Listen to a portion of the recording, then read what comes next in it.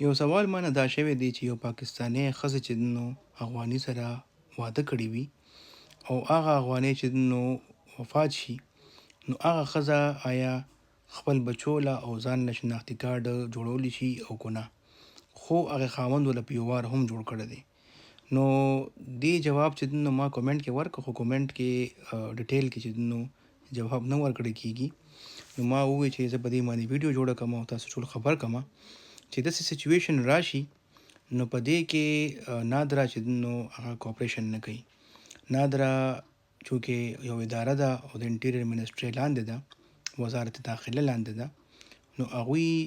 ګورنمنټ پالیسیز باندې چلیږي.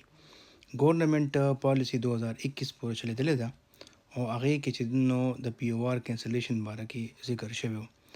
خو بیا بعد کې هغه پالیسی چې نو هغه ختمه شوه او اوس هم چې نو کو پالیسی جوړه شوې هم ده، خو هغه امپلیمنټ شوې نه ده، لا اوسه پورې پرته ده، هغه پاس شوې یا نه ده.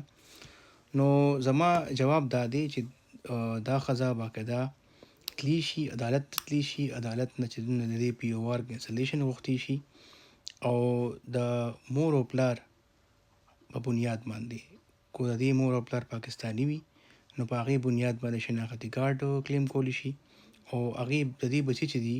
هغه د مور په بنیاد باندې شناختي کارډ کلیم کولی شي چې مالا شناختي کارډ پاکستاني راکې، شهریت ځله راکې. نو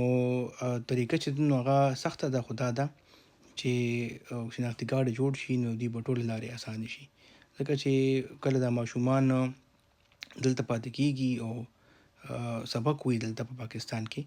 نو هغه سبقونه هم ټول خراب شي او ورسره چې بیا مخکې هم کمپلیکیشن ورته جوړیږي، جابس ورته نه ملاویږي، یا چې نو کاروبار مخکې کوي نو کاروبار هم نشي کولی. نو بهتره دا ده چې د اوس نه ځان له بندوبست وکړي او شناختي کارډ دپاره چې نو ځان له لارې ازادي کړي. ډېره مهرباني.